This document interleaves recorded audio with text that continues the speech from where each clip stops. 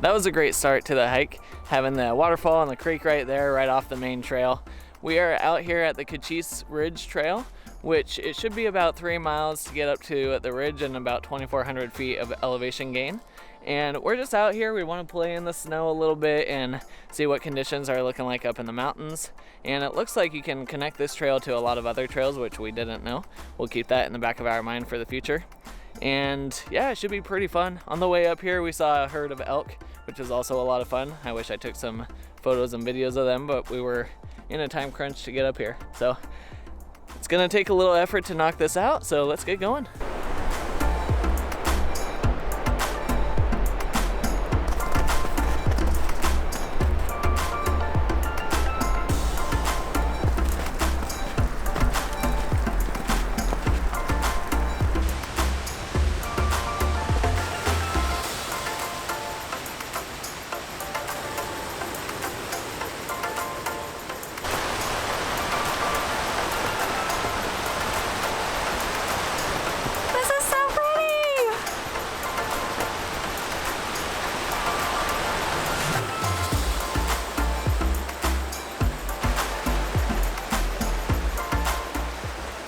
Well, I guess it's time for me to put my traction on because I just wiped out.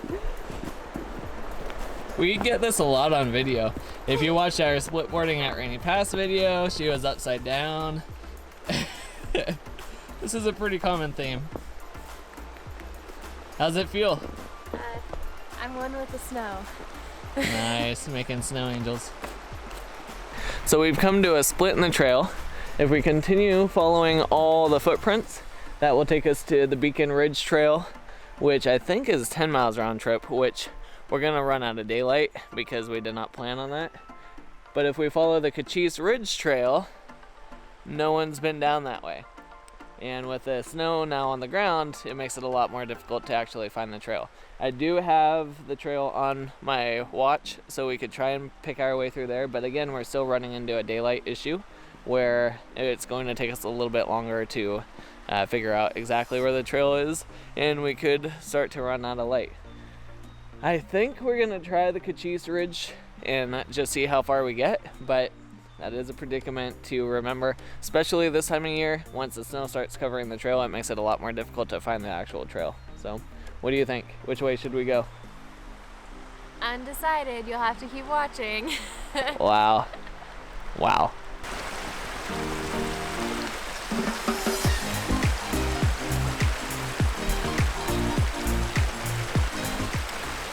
So I think we hit our dead end for the day. We could cross this if we wanted to, but I think we're at the point where we're starting to lose daylight. We didn't really plan for a later day, so I think we're gonna call it quits here. However, this was really great to do this whole trip because I had researched this trail and knew where it went and that there is one other branch off, but I had no idea that there's like multiple branch offs of many different trails if you keep going. So there's different lakes, there's the Thorpe Mountain Lookout, there's a lot of different things that you can connect to from this trail. So this is really great that we started on this end of Lake Kachess, and then in the future, maybe we'll take this trail and go farther down, or we might drive further down and hit a different trailhead. But yeah, great to explore this area.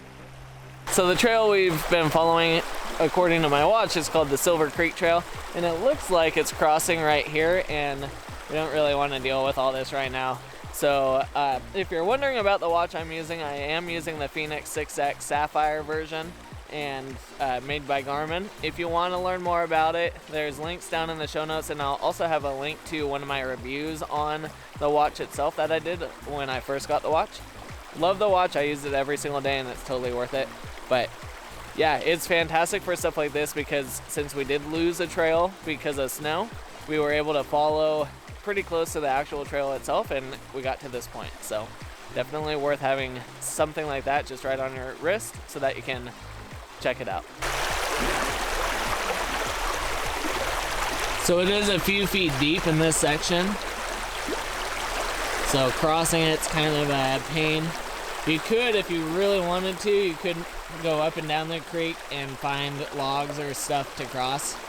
But then who knows what you're gonna find later on. So just something to keep an eye out for.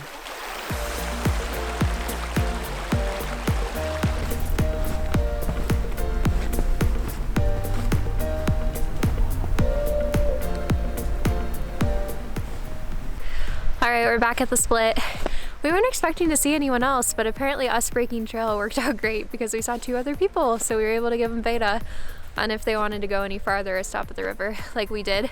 But I just wanted to do a quick second talk about how when seasons are changing, it's a really good idea to do training hikes like this where, you know, it's 5 to 7 miles and you remember stuff that you should keep on your list. So my 2 things I forgot today was head protection.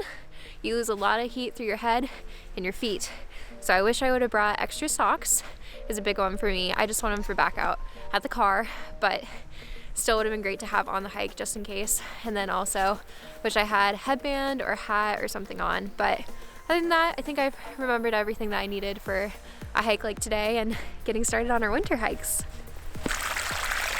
Look at this. You have water flowing, and the water flows to there, and then it disappears. It's completely gone. And then we look over the edge, it's gone, nothing, nothing, nothing. And then way down there it pops back out. Weird.